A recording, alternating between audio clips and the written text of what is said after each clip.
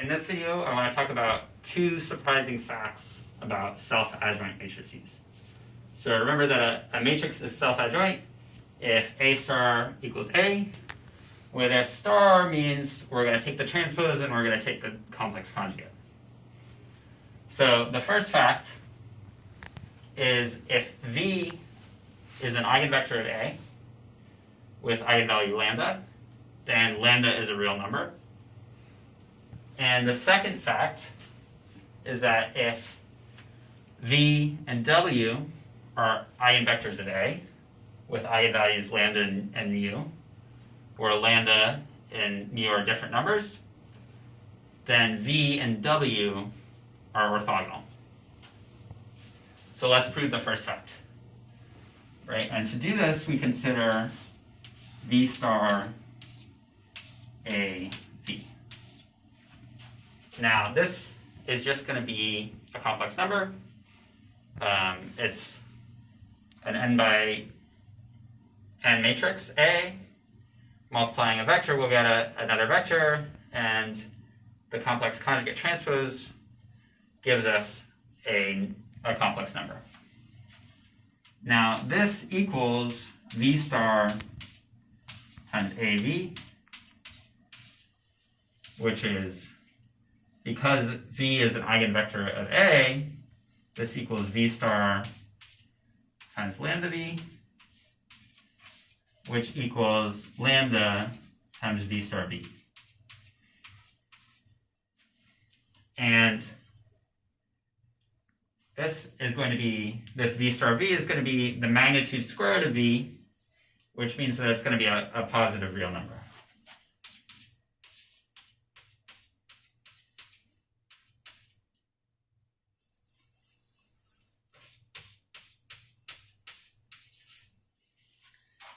Now, because A is self-adjoint, we could have written this as V star A star V. And then we could have grouped it as A V star V. Now, again, V is an eigenvector of A, so this would be lambda V star V, which would be lambda complex conjugate of V star V.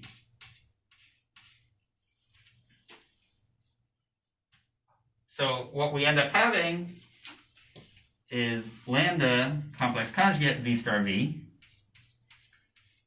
is equal to lambda V star V.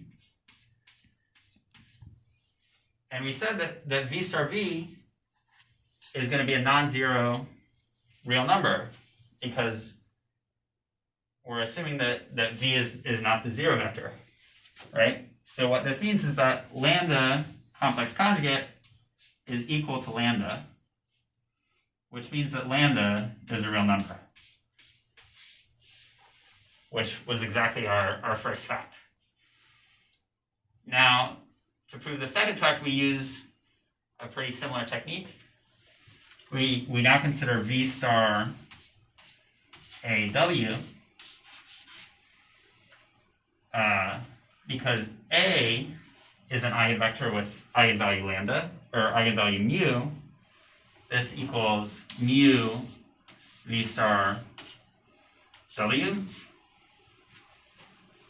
Again, using the fact that A is equal to A star, this equals V star A star W,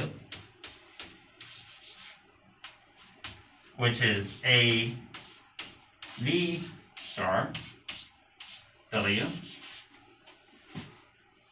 Now V is an eigenvector with eigenvalue lambda, so this equals lambda V star W, which is lambda complex conjugate V star W. And from our first fact, we know that lambda is real, so this equals lambda V star W. So what we have from this is that lambda v star w equals mu v star w.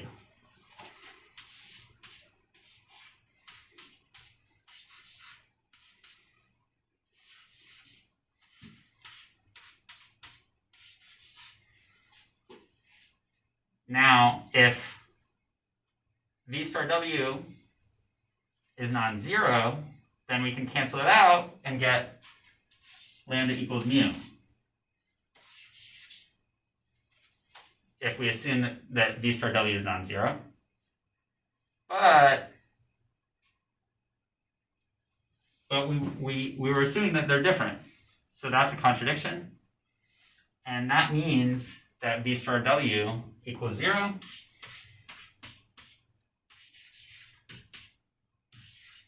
And v and w are orthogonal, which was our second fact about self-adjoint matrices.